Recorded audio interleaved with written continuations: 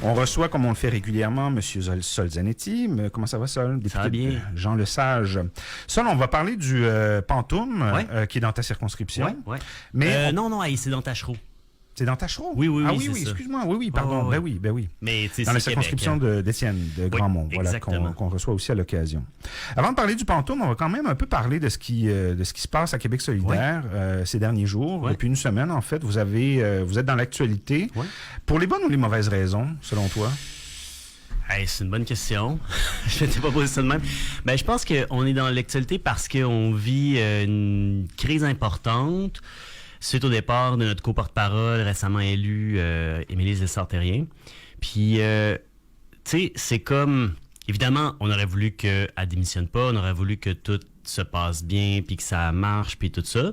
Mais en même temps, cette situation-là nous amène dans une crise. Puis une crise, mettons qu'on revient à l'étymologie de c'est quoi une crise, là, ça vient du verbe grec krinein qui veut dire choisir. Fait qu'une crise, c'est l'opportunité, c'est l'occasion d'un choix. C'est un moment où il faut que tu fasses des choix si tu veux t'en sortir, sinon tu restes dedans. Ou encore, tu répètes les mêmes affaires tout le temps. Donc là, il faut qu'on fasse des choix, puis c'est douloureux, c'est plate, c'est tiraillant, puis tu sais, dans des crises comme dans des partis politiques, même si on fait des débats d'idées, il y a des... tu sais, c'est sûr qu'il y a comme des attaques, les gens cherchent des responsables, puis tu sais, c'est dur, je pense que c'est dur pour Gabriel Amaudy, là, qui est comme un peu le paratonnerre de ce qui se passe en ce moment, avec aussi, tu sais, certains employés qui sont identifiés à ce qui serait sa clique, puis tout ça. Je parle au conditionnel parce que, tu sais, je trouve que c'est une façon un peu caricaturale de voir les affaires, mais en même temps, tu sais, c'est sûr qu'il y a... ça tu sais, en tout cas, je veux pas comme dire que c'est pas ça l'affaire, mais il y a comme des questions profondes qui surgissent, à mon avis, depuis quelques jours particulièrement. Il y a plein de monde qui écrivent leurs opinions. Puis tu sais, il y a les chroniqueurs professionnels à temps plein qui font ça, tu sais, puis là, c'est fou, depuis la démission de Mme Lessard-Terrien, c'est fou. Toute la semaine, vous avez été au cœur des discussions dans le commentariat politique québécois sur toutes les chaînes. Oui. Puis, mais il y a aussi, ce que je trouve même, moi, à mon avis, des fois plus intéressant, parce que, tu sais, mettons, Gaétan Barrette, son opinion, tu sais, on sait où il loge, il y a des opinions politiques très claires, Mario Dumont aussi, puis, tu sais, tous ceux qui ont déjà fait de la politique commentent qu'ils le font avec une lorgnette quand même partisane. Mais mettons, quand c'est des militants ou des citoyens ou des membres qui font des lettres ouvertes, tu sais, ça, je trouve ça intéressant parce que ils ont un but politique aussi, mais tu sais, il y a comme une réflexion qui a une certaine indépendance par rapport à cette bulle-là, là, puis qui, tu sais, souvent, c'est du monde qui regarde comment ça se passe dans les partis de gauche ailleurs dans le monde. Qu'est-ce qui est une erreur pour un parti de gauche? Qu'est-ce qui est un risque à prendre? Comment est-ce qu'on fait pour amener un projet de transformation sociale important, voire révolutionnaire, à avoir comme la confiance de la majorité pour que tu puisses prendre le pouvoir puis le faire pour vrai. Ça, c'est vraiment, tu sais, tout le monde cherche dans le monde à savoir ça. Fait que moi, je trouve ça intéressant parce qu'il y a du monde qui dit « Ah, regardez le parti en Grèce, Syriza, qu'est-ce qu'il a fait? Ah, regardez les choix qu'ont fait le Parti socialiste en France. Ah, regardez la France insoumise. Ah, regardez, Puis là, on regarde ça, puis on fait « OK, là, puis Podemos en Espagne, puis d'autres comme ça. » Puis là, on se dit « Comment est-ce qu'on peut... » Parce que, bon, on peut pas appliquer des recettes internationalement non plus. Des fois, le contexte québécois y est particulier, mais... Comment est-ce que nous, dans ces dilemmes-là que d'autres partis de gauche ont ailleurs dans le monde, on va s'en sortir ici au Québec? Puis moi, ce que je trouve fascinant, c'est que là, la réflexion, c'est ça. Moi, j'ai pas encore la réponse là, totale, là, mais on est en train d'avoir des discussions qui sont vraiment intéressantes politiquement parce que c'est une époque, là, on les a, là, mais on n'a pas ces discussions-là à toutes les décennies puis à toutes les époques. Puis là, c'est là que ça se passe. Puis je serais pas étonné qu'à un moment donné, si ça dure assez longtemps, il y a des observateurs internationaux aussi qui commencent à s'intéresser à ce qui se passe ici, là. Tu faisais l'étymologie du mot crise, tu disais c'est faire un choix. Ouais. On a présenté ça toute la semaine chez les journalistes, les observateurs, comme un choix entre le pragmatisme incarné par M. Nadeau-Dubois, puis les purs, qui seraient représentés par Mme Dorion. En fait, notamment les signataires de cette lettre-là qui a été publiée hier dans les journaux. Est-ce que c'est vrai? Est-ce que c'est simpliste comme division, selon toi? Ou... Moi, j'aime pas qu'on oppose ces deux affaires-là parce que, imaginez la tristesse. Imaginez si rêver, c'était pragmatique.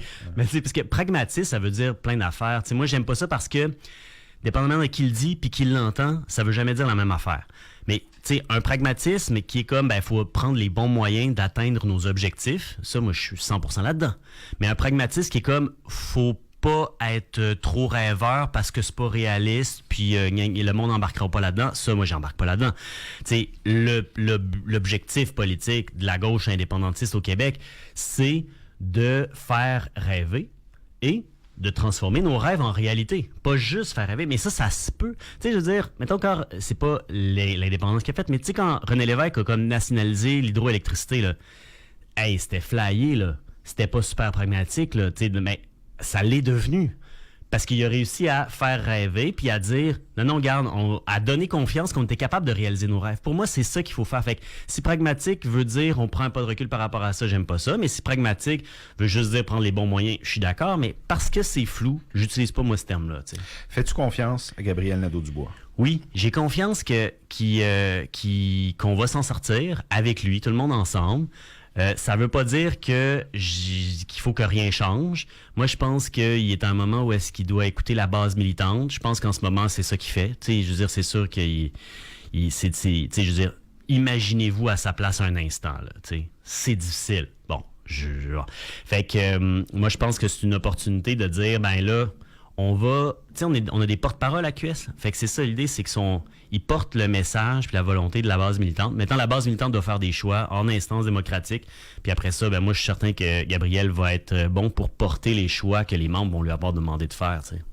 Il y a deux grands moments politiques qui s'en viennent pour Québec solidaire. Il y a Saguenay dans quelques semaines, je pense. Oui. Puis à l'automne, c'est le... Il y a un congrès des statuts. Parle-nous de la différence entre...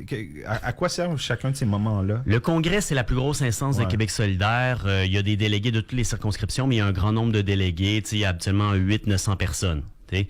Puis, mettons, t'es membre de QS, ben, tu t'en vas dans ton assemblée générale, tu te fais élire délégué, puis tu t'en vas au congrès. D'accord. Puis là, on vote. Ouais, puis le congrès, c'est l'instance qui a le plus de pouvoir. Elle vote le programme, les statuts du parti, les règlements, puis elle élit les co-porte-paroles, etc. Là, le congrès qu'on va avoir en novembre, ça va être un congrès qui va adapter les statuts du parti. Là. On fait une grosse refonte importante parce que nos statuts datent de l'époque où on n'avait pas vraiment d'aile parlementaire, puis on était un tout petit parti. Fait que là, il faut adapter ça à la croissance qu'on a vécue. Puis, mais tu sais, puis le Conseil national, c'est comme 4 délégués par circonscription. Fait que c'est plus petit, c'est vraiment plus les militants les plus impliqués, mettons, là. Puis là, on se rencontre à Jonquière, donc Saguenay, puis pour 2-3 jours, puis on va décider de plein d'affaires, dont les prochaines règles de la course au porte-parole féminin, parce que là, on a une porte-parole féminine par intérim, Christine Labrie, mais c'est juste l'intérim. Fait que là, ils vont décider des règles et donc du calendrier de la course. Puis moi, je pense que le parti va vouloir faire ça le plus vite possible.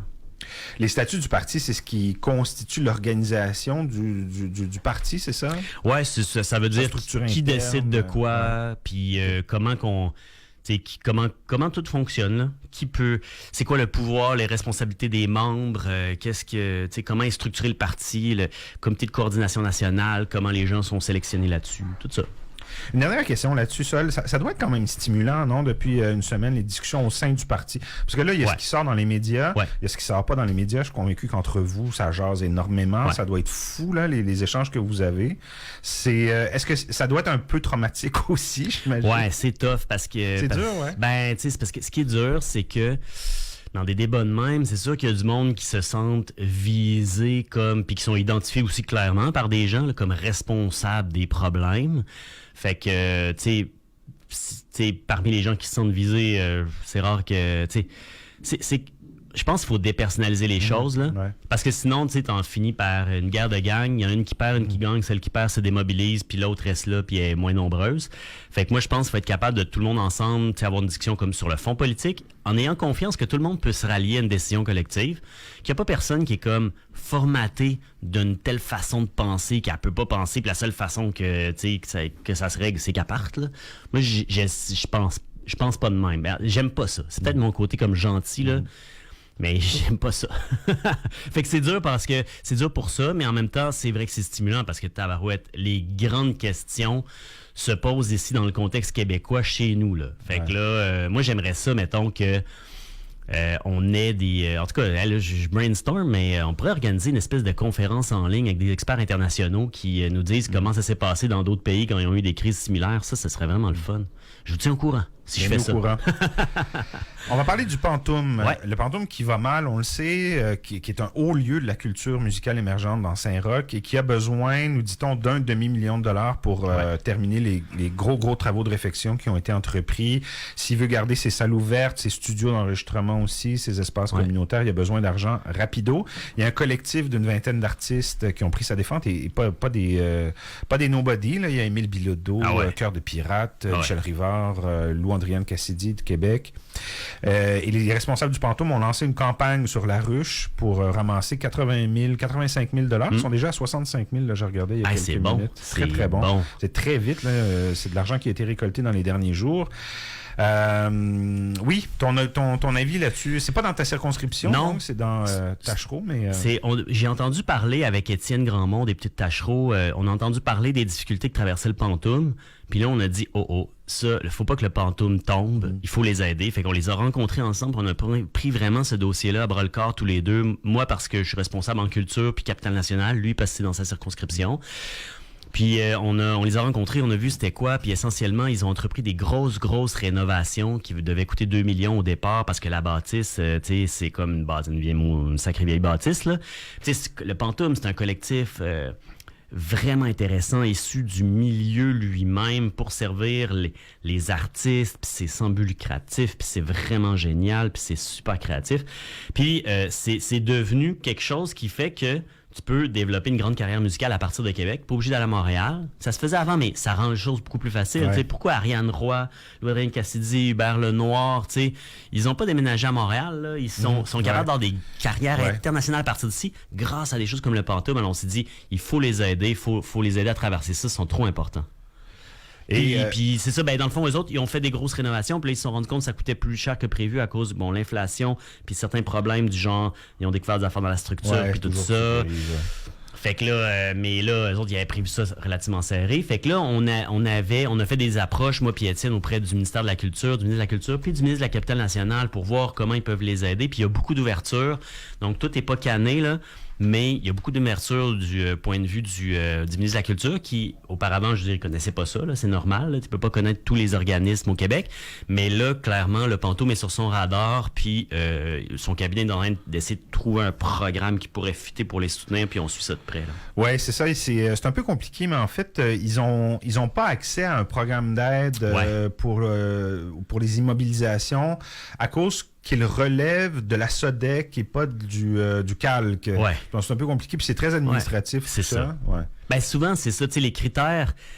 les critères sont faits d'en haut, mettons. Puis là, les choses qui émanent d'en bas, des fois, ils rentrent pas dans les critères parce qu'ils n'ont pas été faits pour eux autres. Ça. Fait que là, il faut avoir comme la souplesse d'adapter les cadres et les programmes à la réalité, là, mais c'est pas toujours évident. Ouais.